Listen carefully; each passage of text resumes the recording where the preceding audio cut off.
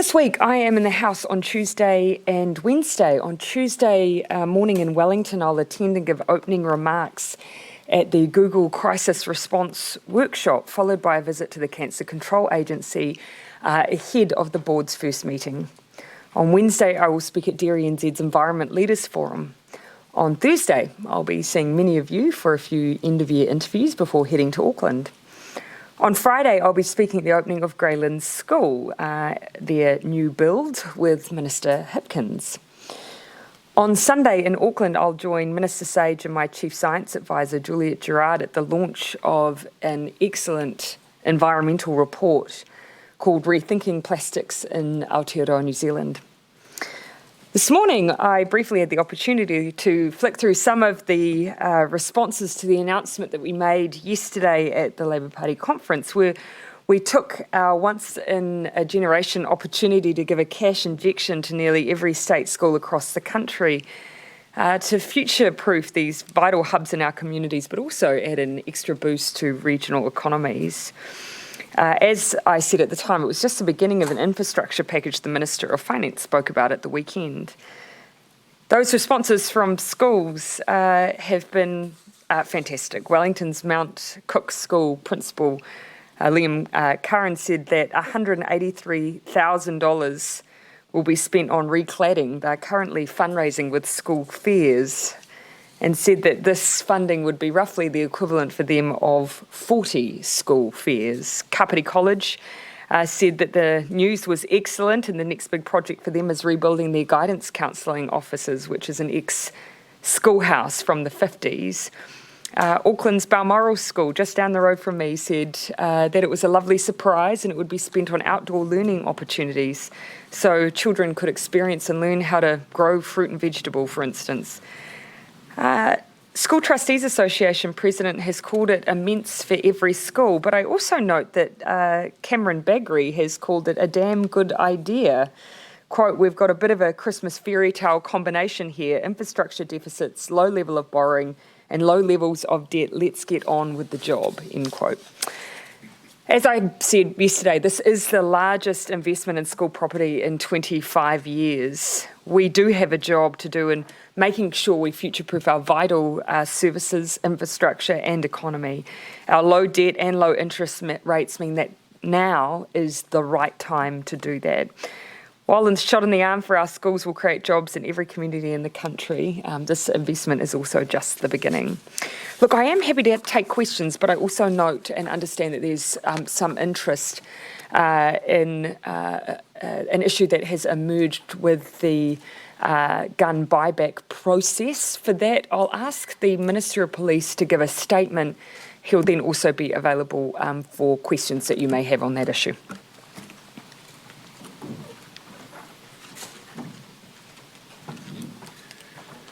Thank you, Prime Minister.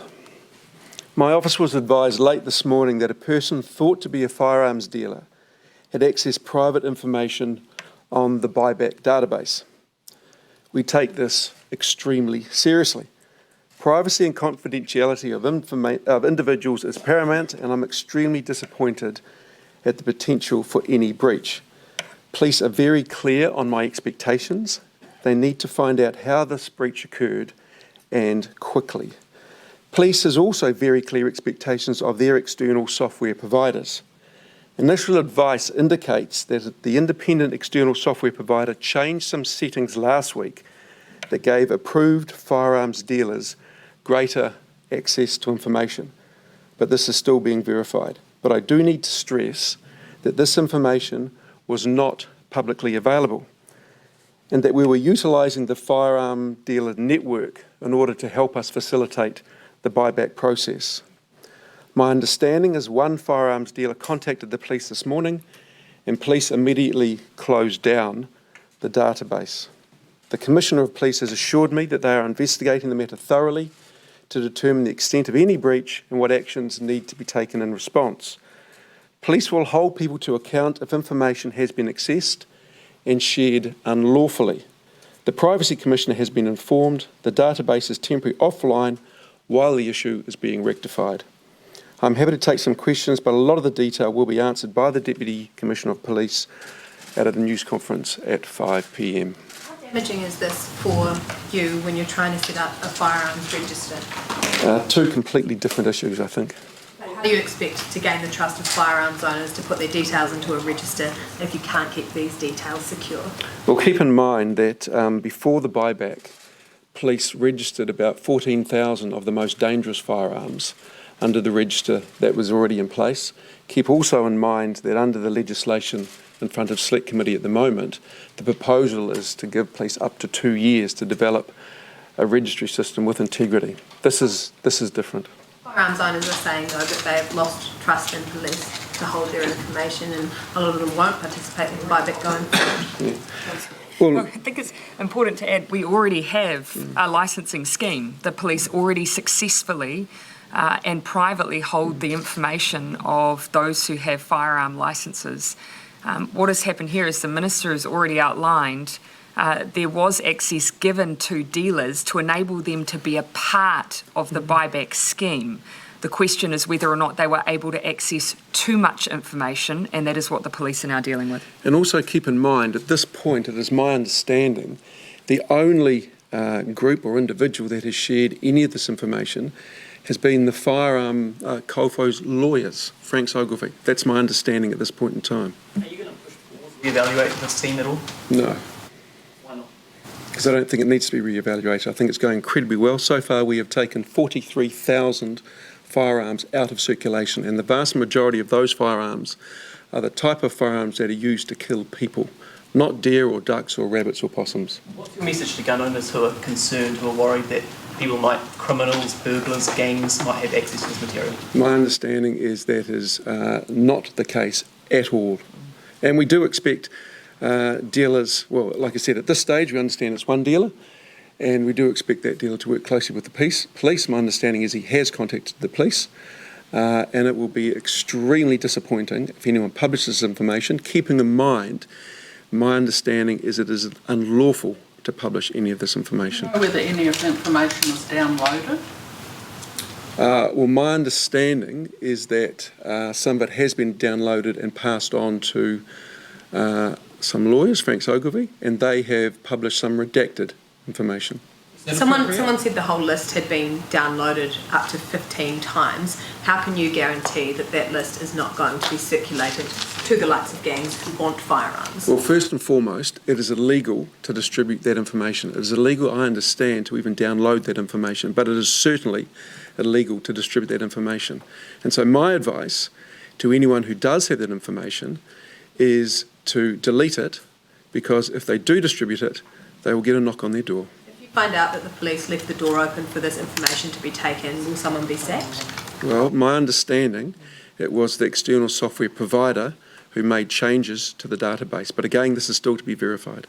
So no one's going to lose their job at this point? Sorry, Jim? So is anyone going to lose their job? Well, let's get to the bottom of how this occurred. What could be consequences for that external software provider? Again, let's get to the bottom of how this occurred. But keep in mind, we're pretty disappointed about this. Who authorised the firearms dealers to get greater access to the information, do you know? Well, of course, that was always a part of the policy design.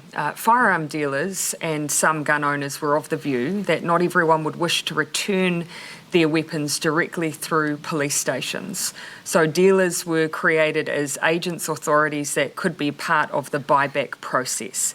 So as part of that, they were able to access elements of the register.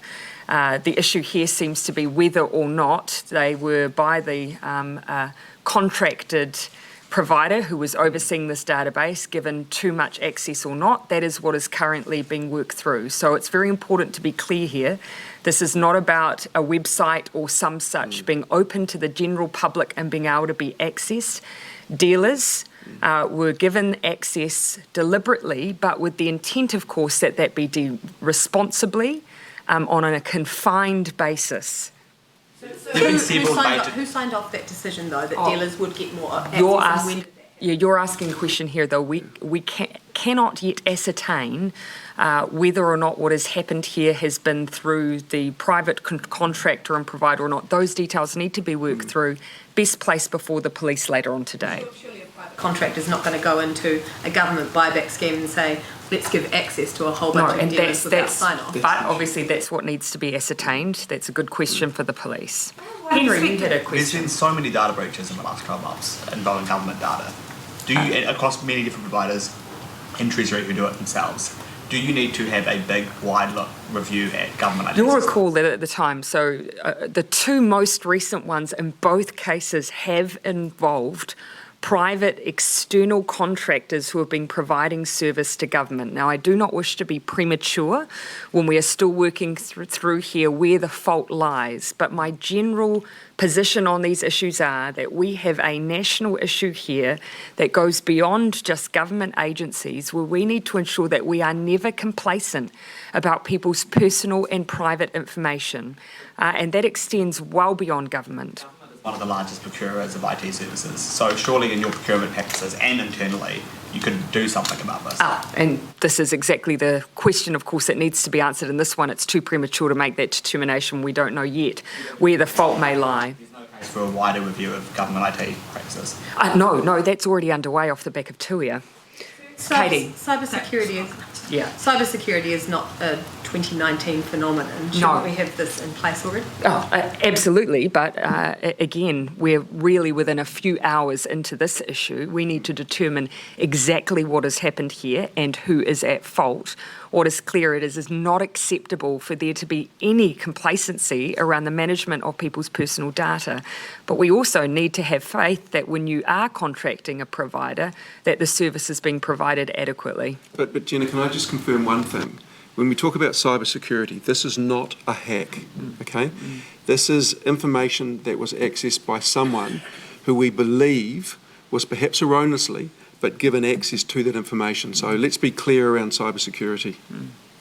So police issued a statement this morning saying that a man died in a crash in Opotiki, but he didn't die. Are you aware of this and what happened with this? Look, my understanding, again, if I've got the facts of the case you're talking about, is he pulled over for a medical event, but I don't know anything more than that. Why did police announce that he died when he did not? Well, obviously police would announce he died because they thought he had died. But I don't know anything more than that, I'm afraid. Do you have full confidence in the police after the two errors we've seen today, going back to the terror attack? They charged the alleged terrorists with the murder of someone who was still alive as well. They keep making these errors. Is everything okay with the police? Police deal with about 800,000 instances every year. Where there's more than 1,825 new police in our community since we came into government. That's 1,000 more than there were before. The police are dealing with some very complex situations, and I have absolute confidence that they're doing a very good job keeping our community safe and solving crime. The people in 1 year were dead when they weren't. Well, one was a terrible, terrible tragedy, and the police, I think they dealt with that very well.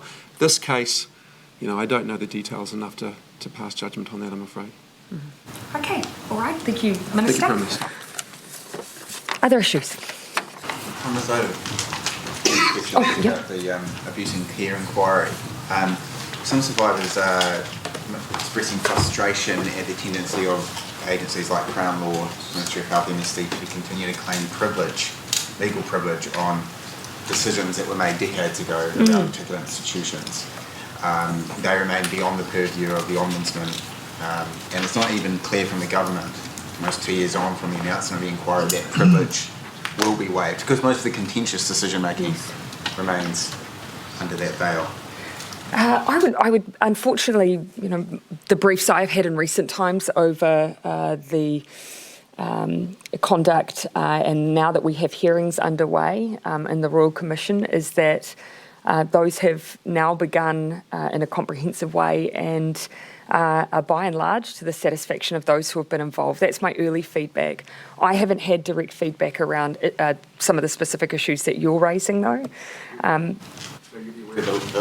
Lake Alice Hospital case, yes, 300 unresolved claims of ill treatment and torture. Yes. Crown Law have 38 staff statements that they collected 20 years ago. Yes, but if you're asking me whether or not this is within our particular remit on the Royal Commission is currently causing issues with hearings, or I just can't comment on that. That's not something I've had any recent briefing on.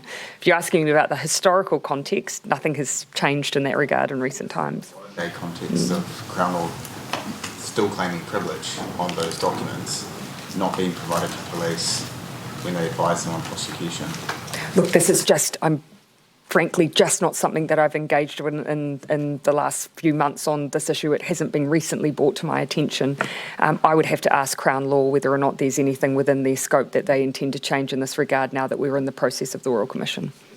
The expectation that material that has been privileged will, as a matter of course, be made available? It's not something that I've been explicitly asked a question about in the context of the Royal Commission. It's not something that's been raised with me as an issue that's come up through the advisory group or so on around the conduct of the review, so I just can't say more for now. If you give me a couple of days, I'll go back and ask the question of the Royal Commission. Cabinet discussed the proposal to merge TVNZ and RNZ today. As you know, is our practice, regardless of what's on the agenda or not. I tend not to make announcements or discuss what it is we've talked about or not until we're ready to make announcements.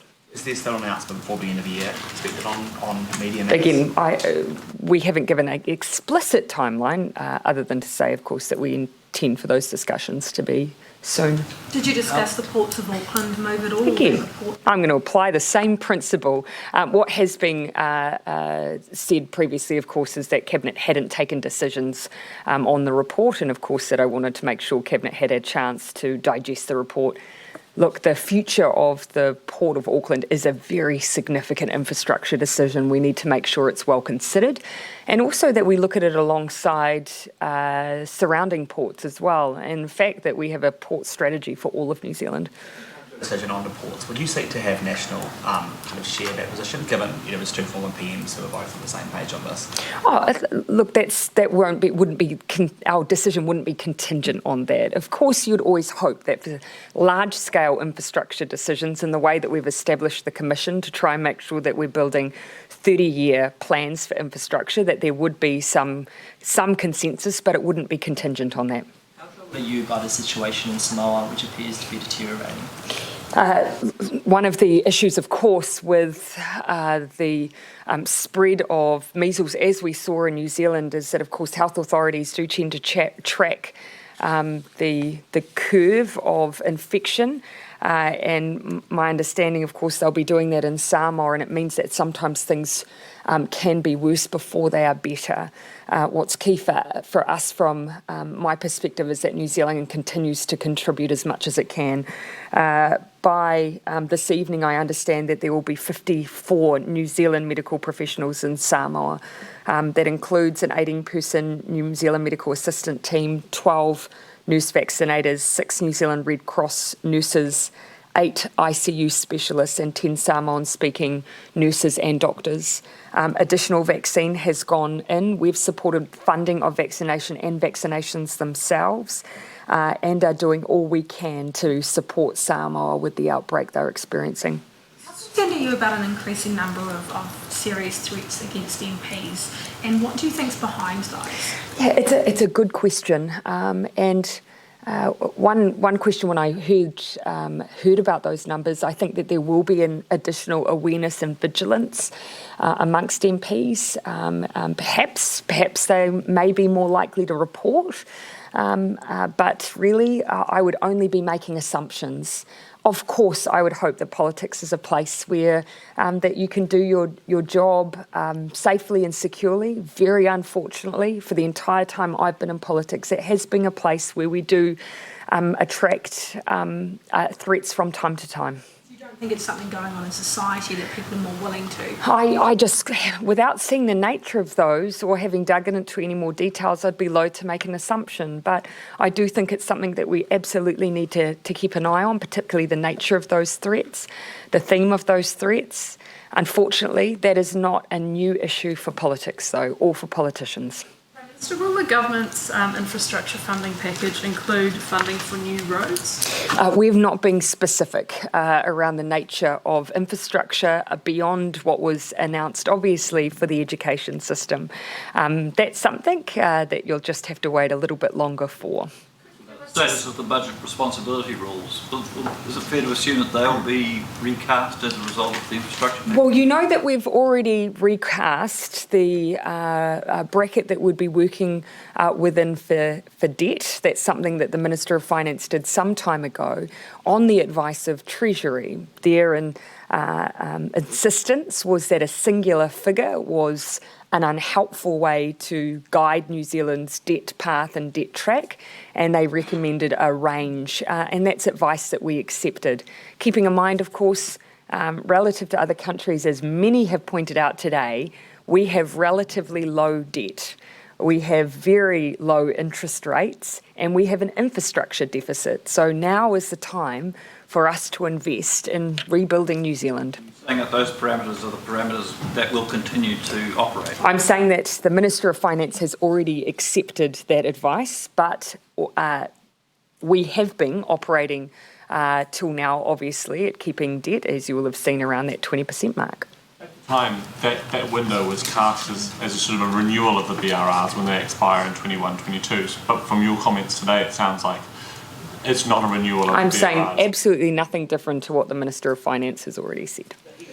2021, but that's available for the money for the schools is available now, which is same as what you actually. This is a $400 million package. I'm not giving any indication of the scale or pots that the remainder of the infrastructure package will be, and I'm only simply reiterating the advice around the wider debt bracket that we've accepted as a government. In Budget 20, will this investment package break the 20% debt target? I am not responding to any further questions on what will be announced by the Minister of Finance further down the track, other than to already acknowledge the $400 million education package will be available in the year 2020. Does the target remain that by 2021 the target that within 5 years of the government taking office, debt will reduce to 20% of GDP. Is that still the target? I've already indicated that we've accepted the advice from the Treasury. The rest will have to leave for the Minister of Finance when he makes his announcements down the track. There have been calls today for the Police Minister to resign over the data breach. Do you have full confidence in? Absolutely. Yesterday, you gave your address in front of the big slogan, "We're doing this." Yeah. What does that mean? Well, obviously, leading into the 2017 campaign, we campaigned on making sure that we address the infrastructure deficit we have, of lifting New Zealand's environmental credentials, addressing the fact that our rivers weren't swimmable, that we weren't doing enough on climate change, making sure that we were focused on child poverty. We said, let's do this, let's tackle all of those challenges, and those are all of the things that we are absolutely doing. Going behind you, it said bringing farming into the ETS by 2025. Yes. Something you're doing, but it's not something you want to do. Was that a mistake? Well, yeah, no, it absolutely was not a mistake. That is functionally, obviously, what the legislative framework does. Our aspiration is to create an alternative pricing mechanism that allows farm-by-farm pricing. That's obviously our aspiration. That's what we're working towards. Is we doing this your 2020 campaign slogan? Sorry? We haven't settled on any campaign slogans yet. All right, I'll take a last question. Prime Minister, yeah. What is your reaction to the Greenpeace OMV protests in New Plymouth at the moment? Oh yeah, I saw a poster somewhere in Auckland around that. You know, our view is that, of course, our future needs to be very, very different in terms of fossil fuel reliance. But we've always been of the view that we need to create a transition. That's what we've tried to do by working alongside Taranaki, saying that we won't be issuing future offshore oil and gas permits. But, of course, in the meantime, we have to replace those energy sources that we all use in New Zealand and that industries have been reliant on. Our focus as a government is transitioning and making sure that we're ready for a low emissions future. Thanks, everyone.